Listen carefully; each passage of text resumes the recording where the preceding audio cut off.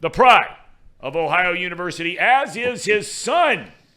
He's not in Athens anymore. Is he having any kind of, cold turkey? Is he all right? Is he getting through the days and the nights without being in Athens? He is. We moved him into his apartment in Columbus. He's working for the Ohio Department of Transportation, and his first big boy job. He's waiting on that first big boy paycheck. I think he had a little culture shock when he went out for the first time. He's like, I can't believe how expensive drinks are in Columbus. It's like, Braden, they're like that everywhere. It's just Athens was the outlier where it's cheap. Yeah, I may have to drive down there after I get off this show today. You're right. You got me all fired up thinking about that. Hey, by the way, Reed pointed out to me, one of your fellow Hamilton brethren. What did you say you saw he tweeted out today? I didn't see it. I saw you made the finals in your trivia tournament, your trivia team tournament. Congratulations. Yeah, thanks. It's a sports trivia competition. They do it 8 weeks in a row, so the winner each week advances to the final. If we can keep winning every week, then there would only be 3 teams in the final because we didn't win the first 2 weeks. So we're going to keep playing even though we qualified. All right. Well, congratulations. Good luck on that. Thanks. All right, first things first. I read this morning where Brian Callahan made the comment yesterday that as the new head coach with the Titans, he is going to call the plays on offense, and that's fine. That's something he did not do here. We know that. And now all of a sudden, Dan Pitcher takes over at the ripe age of, 37 years young. I'm guessing, Jay, that nothing's going to change here. Zach's going to continue to call the plays. Is that a safe assumption? Yeah. He said so. He said he didn't know if everything was going to be the same, but he did indicate yesterday that he's going to continue calling plays, which makes sense. If he didn't turn it over to Brian after 5 years or 4 years, and then the last year would have been the fifth. I can't imagine he would turn it over to a first-year offensive coordinator and pitcher, even though he thinks the world of pitcher. What will be different, if anything, with Pitcher's promotion, Callahan gone, and Cragthorpe as the quarterback's coach? Anything different? I don't think so, and I think that's the appeal, that the continuity that they've kind of banked on all these years with Brian and Lou and Zach all being together, and throw Darren Simmons in there as the special teams coordinator 5 years in a row. Nobody else in the league could say that. So I think that was the appeal. This kind of a seamless transition. This was a succession plan all along, and there was a little bit of nerves when Pitcher started interviewing elsewhere, but. The Bengals were very thankful to the Titans for moving so fast on Brian and not really giving Dan Pitcher much of a chance to get traction at some of those other spots. And they wanted him. They made sure they got him. And I think that's a big part of it is keeping everything about as same as it can be. Okay. I made the comment yesterday, Jay, that in here, guys aren't worried about the offense looking ahead to next year. I'm going to throw last year out, even though you can't certainly take away the job they did once Jake Browning took over. I thought they did an excellent job outside of 2 games against the Steelers. But when I say I'm concerned about the offense moving forward, and I made the comment, there may be no Mixon, Boyd, Higgins, Jonah Williams, a year older, Karras and Kappa. Volson, who knows? Am I off base there? I mean, can one guy coming back to full health, Joe Burrow, not have me concerned about the offense? We'll get to the defense in a minute. But those are a lot of big-time contributing players that theoretically could be gone next year. Yeah, I mean, Burrow does have that ability to kind of make everyone around him better, but you're right. There are concerns, although I don't think T is going to be gone. I assume they're going to franchise tag him, and he's not going to sit out. He's not going to hold out and not play. It's $21 million guaranteed. If he were to hold out and say I don't want to play on the tag, then the Bengals could just turn around and do it next year. He doesn't get a year of accrued service if he sits out. So he may not like it. He may hold out in the OTAs and part of training camp like Jesse Bates did, who has the same agent as T. Higgins. So I think we're going to see T. Higgins and Jamar Chase run it back for at least one more year. But you're right that losing Jonah is a big concern because there's nobody on this roster that you feel confident about stepping into that role. So they either have to go out and spend in free agency and get a guy, or they have to draft someone, and they've not been very good at drafting offensive linemen. So that's a big concern there.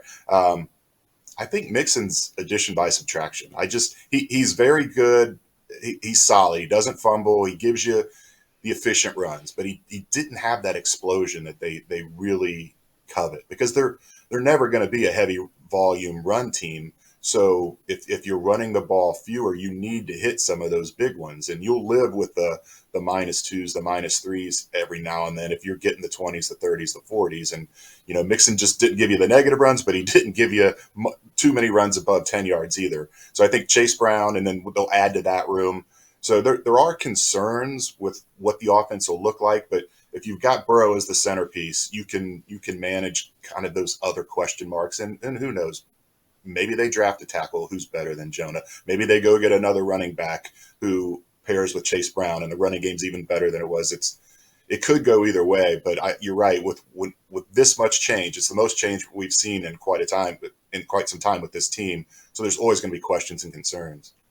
Is it, you mentioned the offensive line thing, and we brought this up yesterday, and I made specific reference to Jackson Carman. I mean, look, the Bengals weren't the only team 4 years ago. This guy's a starting left tackle at Clemson, one of the great programs in the country. They've got Trevor Lawrence. He's their blindside guy. When you drafted him, you're thinking, okay, a lot of people were saying it at the time.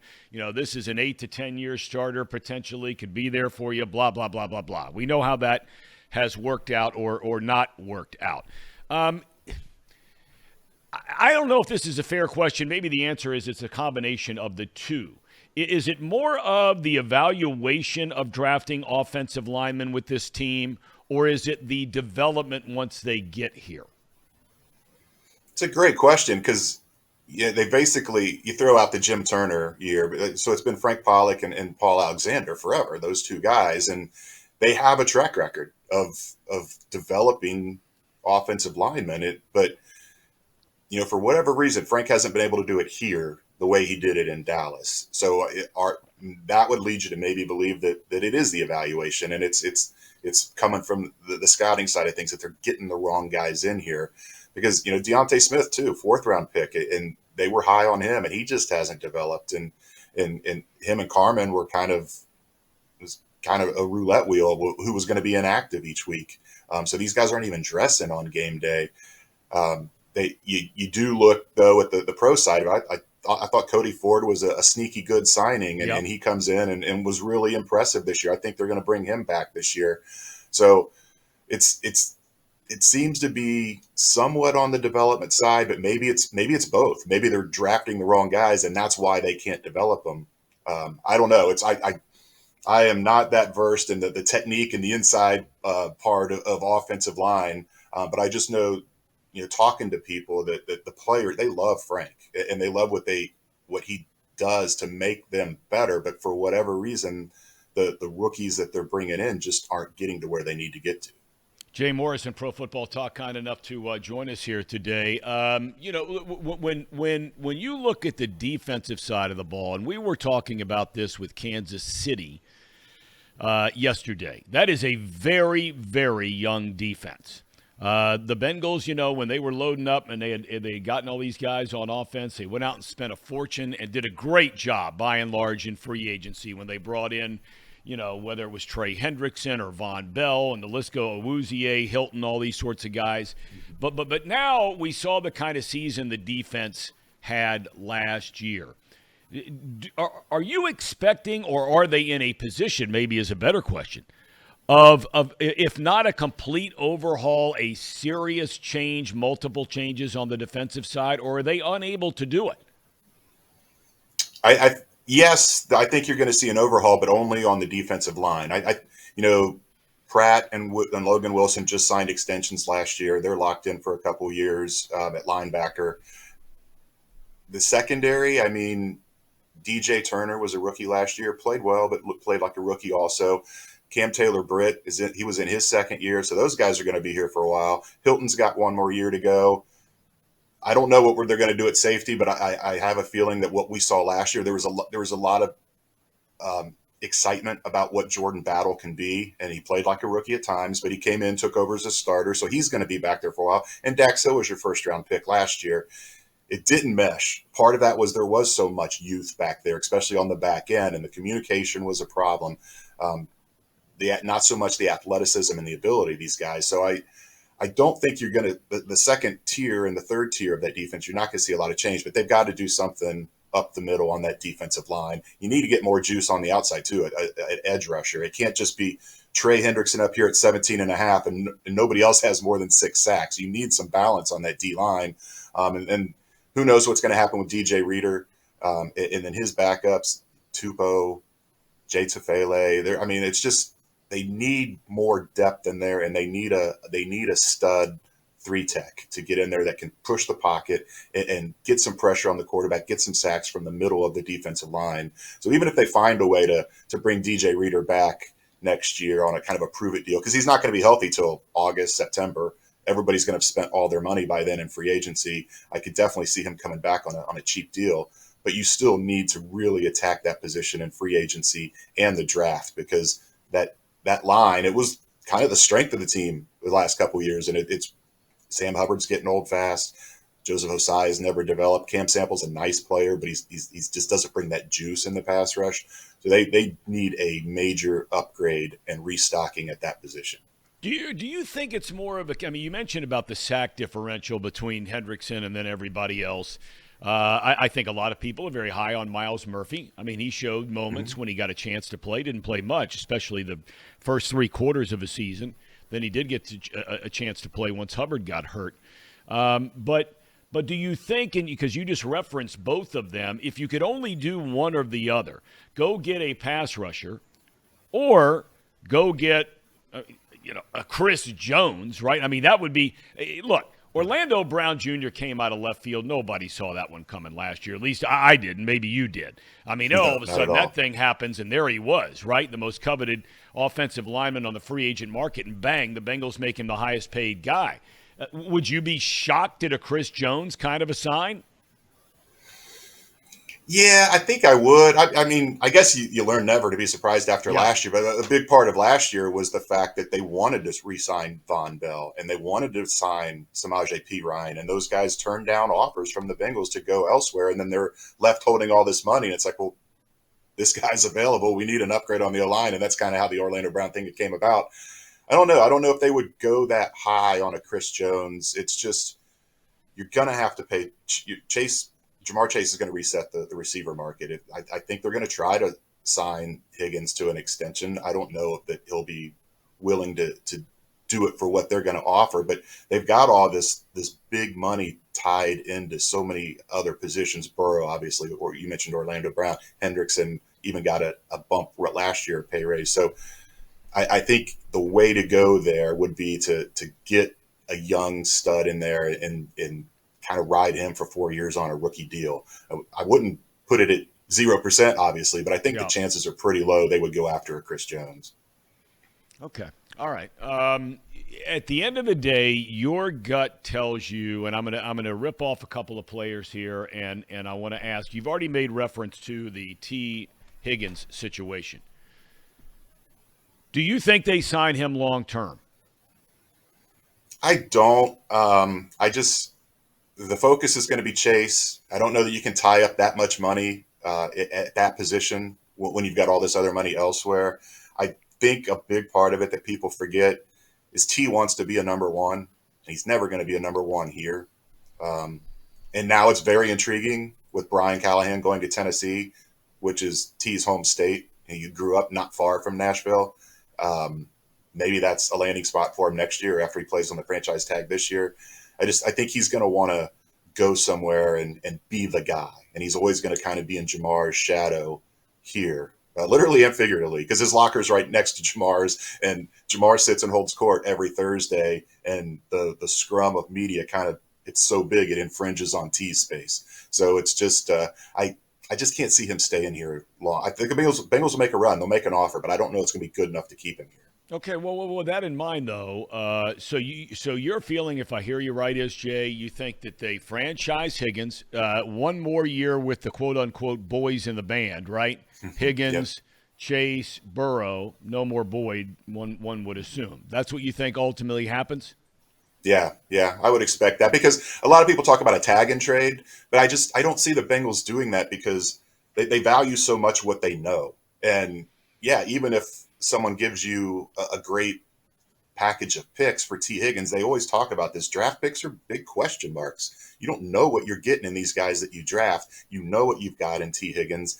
And if you keep him for one more year, then he walks in free agency next year, then you're talking about a third-round comp pick. So you're still getting a pick anyhow as a comp pick, and then you didn't have to trade him. You got him for one more year. Fellas, anything for our good friend Jay Morrison before we let him get out of here? No? You guys covered all the questions that the Bengals have this offseason, and we'll see how the dominoes lay. Elliot. I've got one. Hi, Jay. I'm Elliot. Nice to meet you. I want to say I have one question. Do you think the Bengals will get rid of Brad Robbins? I don't. I know Really? yes. I think they're going to bring in competition, and he will have to fight for that job. I don't think they're going to cut him. Darren Simmons has been adamant about how impressive he is in practices and drills, and it just isn't translating to the game. And part of that could be rookie jitters. He's going to they're not going to cut him, so they'll give him a chance in OTAs, and then in camp, obviously, they'll bring in another leg to compete with them. But they were so high on him, and he's got a proven track record at Michigan. And for whatever reason, it didn't work out this year, but they're going to at least give him one more chance to prove that he can be who they thought he was or who they think he is. All right, thank you. And Casey, you're our football guy. Anything for Mr. Morrison? No, I don't got anything for Morrison. All right, Jay, we can't thank you enough for your time, my friend. You got any predictions on this weekend? Who do you like? Yeah, I like both home teams. I think Detroit's a great story, but take him out of the Dome, take him out to San Francisco. Deebo Samuel's a big wild card there. If he doesn't play, I give Detroit a chance. I think Baltimore's going to handle Kansas City pretty easy. Obviously, Mahomes is a stud, but the two things that concern you on that offense, Pacheco, the two linebackers for Queen and Roquan Smith can negate Pacheco in the run game, and then Travis Kelce, Kyle Hamilton, there's this Baltimore safety, all-pro safety. He can cover him one-on-one. So I really think Kansas City's going to struggle to score.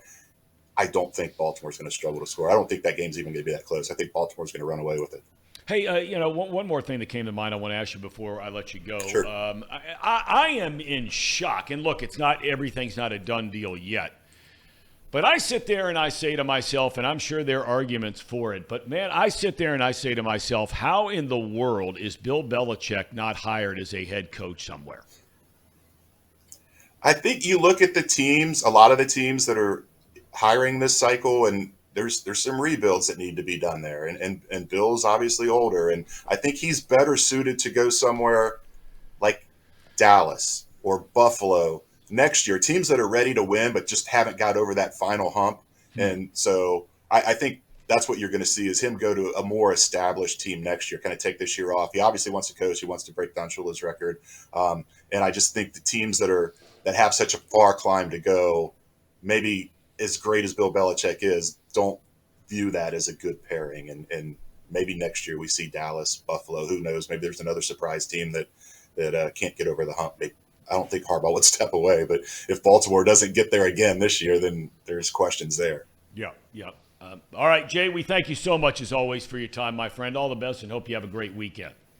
Okay, thanks, Tom. All right, Jay Morrison. Hey, Jay. Boy, what a great dude.